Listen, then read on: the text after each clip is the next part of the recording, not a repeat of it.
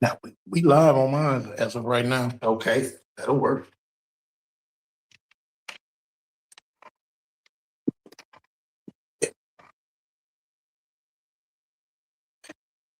See? Yeah. Need some. Prop this. Let me see that Creed sign. Hopefully, I have a problem with that. But now you like the camera. Me? Yeah. Oh, snap. Go in. I'll bring it up for you.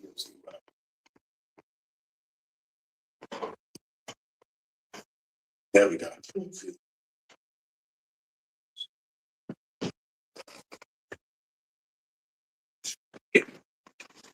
Where you can't see both of us. Oh, yeah. See, he got the skills. He be knowing. Man, I be trying. Yeah, perfect. That's what's up. There we go. First recorder, first. Thanks. Test. Set it.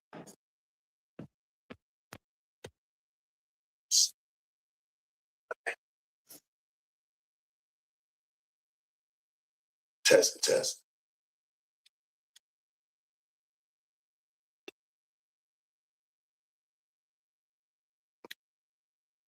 Right.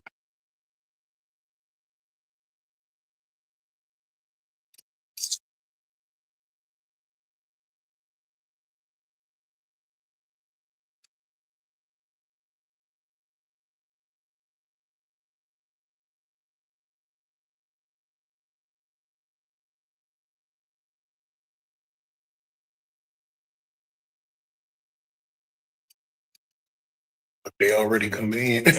Salute everybody. Exclusive interview dropping, man. My homeboy Tony, man. Exclusive interview.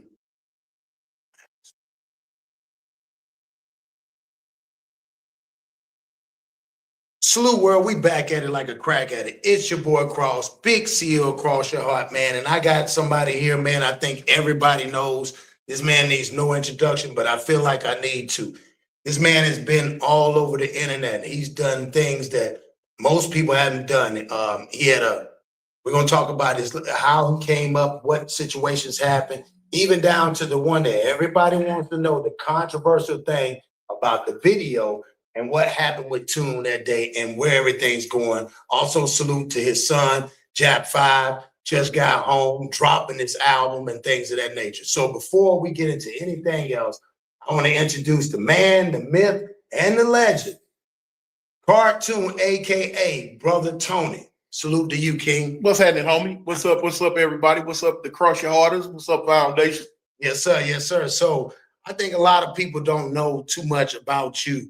And I would like to just get into a conversation with you on what inspired you. First, I'm gonna go back. I'm gonna start forward and go back. Okay. What inspired you to do this YouTube thing, and why did you feel like you needed to get this message out to the peoples? Man, to be 100% honest with you, when I very, very first started, when I got out the pen, I used to, be sitting at the house and I'd be watching YouTube. Now, when I was in prison, I'd heard of YouTube, but didn't really know a lot about it. And I started watching the Country Wayne show and started watching other stuff on YouTube. And I started seeing my partner, my homeboy, Kev Mack. Right. And Kev Mack was doing a lot of, gang stuff and, gang history stuff on YouTube. And I was like, oh, wow. So after a while, he was talking about a lot of stuff. And I'm like, hold on, all right, I want my section to be talked about, about my section. So I started going through different channels. I finally got in contact with Kev Mack. And boom, that's when I did that first interview with him. Okay. And after that, people was telling me, man, Tune, man, you should, say more. Right. And a couple of my homies from the set, they had seen the interview, and my homeboy Chaos, he was like, man, big homie, you got it. I'm like, I got what? He's like, man, you should do it. I'm like, man, I don't know nothing about, setting it up. He say, I got it, homie. So his wife, she's an entrepreneur. She does a lot of stuff. They hooked my channel up, and I was like, he was like, man, just tell your stories. I started running my Right. mouth, and a lot of people, as time went on, people start, listening to more and more of my stories and asking questions and interacting with me. And I just, kept going and got all the way into it. That's what's up. That's what's up. So based off of that and start doing it, did you ever think that you would get to this point where you at now where people are flying you everywhere? Like you said, even though you saw the Country Waynes and the people that you saw, now that you have people like Country Wayne now reaching out to you and things of that nature, wanting to be a part of it. But did you think that it was eventually going to happen, or was it like it just came out the blue, everything? Yeah, I didn't see it coming at first. For me, it was just me, running my mouth. I wanted to promote my set like everybody. Yeah, you hearing about all the different sets on there. I'm like, well, shoot, I wanted them to hear about Avalon. And from that, but it just kept getting bigger. More and more people started. I'm like, okay. Then I started noticing. I'm like, all right, the doors started opening. Other people started talking to me, and interviews started coming. And I'm like, okay, man, I might have latched on to something and ran with it. Real spill. No, and that's what's up, man. And that's what's so crazy when you still look at it in hindsight. I've seen you on the internet. We talk personally, and this internet can be crazy, that because a lot of times, a lot of us that were supposed to been building together, we end up splitting up because of the internet. Now, as we done got older now, we realize, what are we doing that for? Because we don't have nothing. I always tell people, a person validated don't need to be validated. A person don't have to go around getting validated. And like I said, you put in the time, and that's getting to the point where, if you don't mind replaying that day, or you told me before, like you had been thinking about it with the flag situation. And again, I commend you on dropping your flag, and you're not dropping this flag, leaving it. You're saying, I'm moving on to the next chapter. I've already conquered that. But these are my brothers. This is family. This ain't got nothing to do with just the rag. So when you decided to do it that day, what was going through your mind? Did you think you was going to get the backlash, or did you at that point didn't really care? To be honest with you, when it first started running across my mind to stop banging, I got a thing about this new the word that dropping your flag thing. That's some Chicago type stuff. Right. But when I decided, man, I was gonna stop banging, it had been coming. But now before then, people would get in my comments. They was like, "Tune, you need to be a preacher," or "Tune." They would start, but I'd hear it, but wouldn't pay no attention to it. But now, unbeknownst to them, they didn't know that at one time I had already took the Christian path when I was in prison in Alabama. I'm talking to the point where a lot of people don't know, and this would be the first time me even mention it. At one time, I was the inmate pastor. Wow, I didn't know that. You getting the exclusive right now? Nobody ever did it. Here on the Cross Your Heart show, that Tune used to be a pastor assistant. Wow. Yeah. So you helped with the chaplain and everything. The whole hookup, man. I was deep into it, but like I tell people all the time, man, you got a stronghold in your life for whatever sin. Some people it's money, dope, drugs, women, whatever. Mine was that gang thing. Gotcha. And so, like I said, at the time, the prison I was in, it was heavily Crip populated. And so I didn't, pay a lot of attention. They would always try to talk to me and stuff. They started getting transferred, and a lot of blood started coming in. Gotcha. And the demographics changed. They started kicking the Crips and they behind. And I had something in me that I didn't even know was still there. Mm. Once I started seeing, the little homies losing and getting stabbed, beat up, I'm like, man, they coming to me like, big homie, man. I'm like, man, hey, man, thus says the Lord. That's right. But after a while, I'd see something, try to turn my head or see this and not pay no attention to it.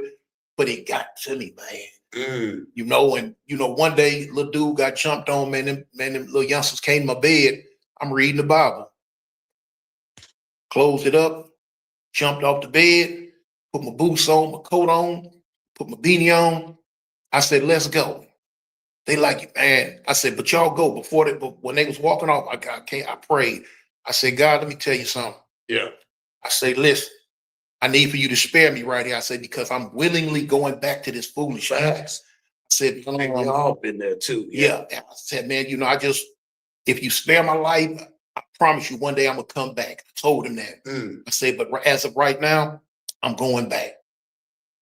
Got up off my knees and went and got in a ride with the Bloods. Went immediately and went through Man, 20 some years of nothing but ups and downs and foolishness in the prison system after that.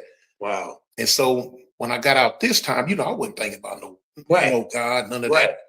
But I'm going, my mother asked me on her deathbed. When I got out, I flew immediately back to LA and went to the hospital. My mama, she said, baby, just do mama a favor. I'm like, what's up? Yeah. She said, do whatever you're gonna do with your life, do it. She said, I'm just asking you, don't come back to LA. Give yourself a chance. If you don't want to stay in Alabama, don't. But just don't come back to LA. Mm. And I promised her that. I said, okay, mama, I promise you that. My mama, she passed away about 10 days after that. Mm. And ever since then, I've been out 8 years. I honored her. It was the best decision I ever made in my life because I ain't never in my life stayed out more than 4 months. Right. And so and shout out to the moms. My mom, God bless the dead. Her birthday was the 3rd, man, and I know how it is because my mom told me, she said, I see something bigger than you, than what you're doing. You need to lead them streets along. Just promise me you do that. And I'm like, man, whatever. But when that happens, a lot of people don't understand. You took, think about it. Sometimes people don't realize that you took your best friend from somebody that you can confide to and the respect that you have for him. So now you're looking at it from, okay, 10 days after she passes, and then during this time where you still making this transition, even though you was a assistant pastor, and most people didn't know that, were you still struggling with the world as soon as you came out, even dealing with after your mom passed away and you went up there?